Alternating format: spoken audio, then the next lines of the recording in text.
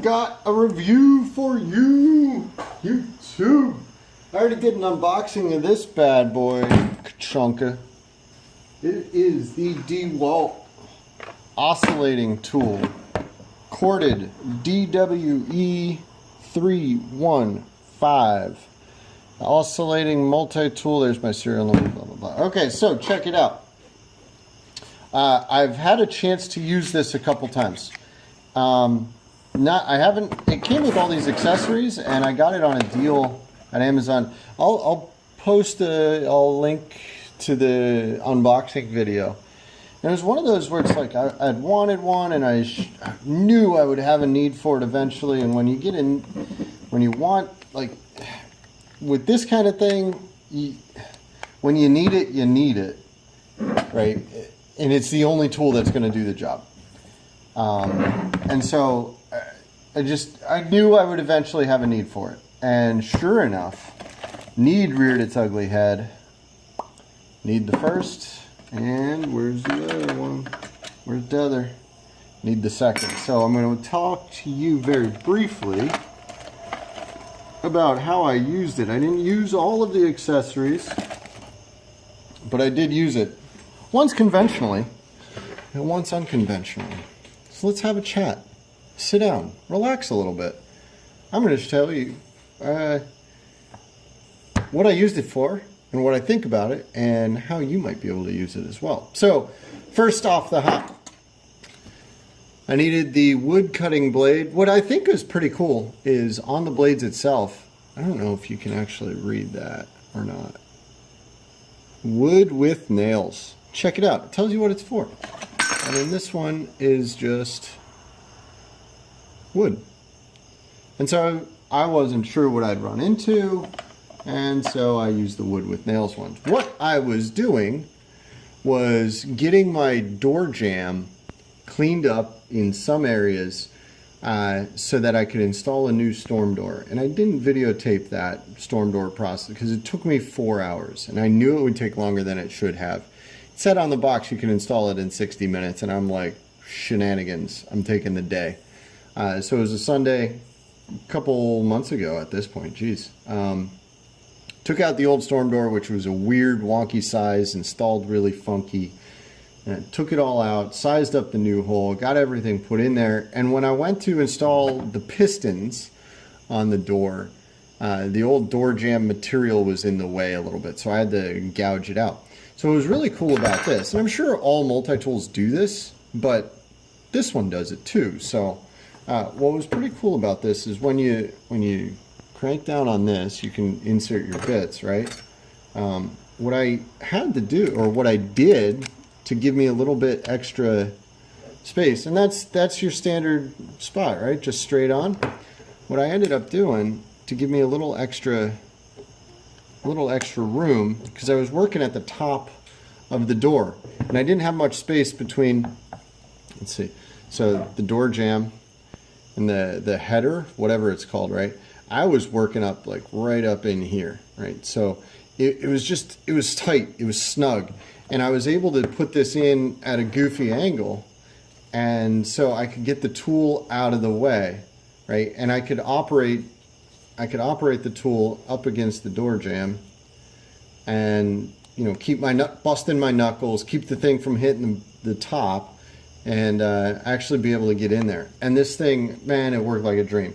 A little noisy, but I expected it. This isn't a quiet tool, and don't expect it to be. But it wasn't unnecessarily noisy, right? You know how you have some tools where you're like, oh, that's really quiet, or oh my God, let me get my earmuffs, right? Like this was okay. It's going to be a little loud, but it was exactly as loud as you would expect it, right?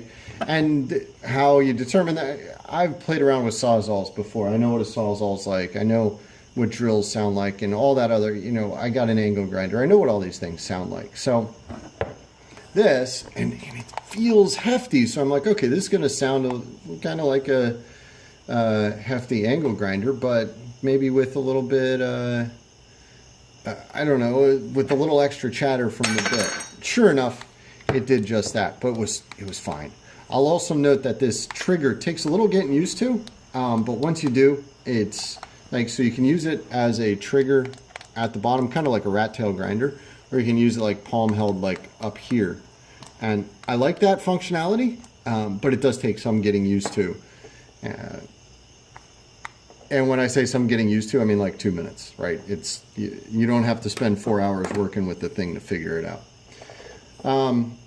One thing that was really cool is the cord was long enough. I didn't need an extension cord when I was using this, right? And it's a pretty sizable cord. I want to say it's like 8 or 10 feet. You can check the description on Amazon. But and I'll also note that this is probably the nicest cord on any of my corded power tools. I don't know what it's made out of. You know, call up AVE. He'll tell you what it's made out of. It's 18 wire gauge, CSA, FT2, 60 degrees Celsius. I mean, everything's on here. 300 volts. You're not going to run 300 volts through the thing, but I guess that means it can work. I don't know. Whatever. Like, it's flexible, but it's bouncy. It's not droopy, and it's not stiff. It's like a great in between, right? It's stiff enough that it doesn't feel like it's cheap, but it's not so stiff that you're like trying to unwind it and you're having trouble. Like, it doesn't have the memory, right? It's very rubbery. I like it. I like it a lot. And it's only 2-prong. So, you know, in a house as old as mine, having 2-prong power tools is helpful. Okay, so the other unconventional, right? So there's your review, right? That's the review. It is a great oscillating tool. Works for the home gamer, absolutely, for certain. And quite frankly, I felt like I was using a professional tool. And that's one of the reasons why I like to buy DeWalt. I have other brands. I have Ryobi. I have Porter Cable in some things. I have Craftsman. They feel like they're made well, but they're made for the home gamer. This feels like it's made for a professional. And I was just using it, so I was very happy with that. The other tool I used was the sanding pad grabber gripper thing. And I didn't use it to sand. I used it to clean a tub. So I threw this guy in here, right? And it's got these little, it's got the hook and loops, right? Because the sandpaper has the loops. These are all the little hooks. So what I did was I took a green scrub pad or whatever they are. I forget, not a Brillo pad, but it's got Brillo on one side and sponge on the other. And I just plopped it on here, and these hooks were just good enough to keep it in about the right spot. And I was able to use it instead of like elbow grease my entire tub. I got 3 kids, man. It gets dirty quick. I was able to pop this on and the walls. And I tell you what, it wasn't super fast, but it was a lot faster than scrubbing by hand. And I mean, that's a straight fact for you. So if you got an oscillating tool, go ahead, throw this guy on here, throw a sponge on there, put a little bit of soap or some scrubbing bubbles on it, and have at your tub. Make sure it's not the kind of tub that's going to scratch up on you, though, you know, just in case. And also, there's some spots where this just ain't going to get due to the angles, right? Because as you're going up the wall of the tub, this is going to hit the bottom, and that thing's going to be at the top, and it's just going to be tough to get to some spots. But hey, look, it's less elbow grease. I'm a happy man. So that's my review. I like this thing. I recommend it if you can get it on sale. I got it with the kit with an extra cutting blade for $100, I think, out the door from Amazon. So if you can find that deal, buy it instantly. I don't know what other ones compare at, but this is solid. I will never have to replace this. I mean, this feels really solid.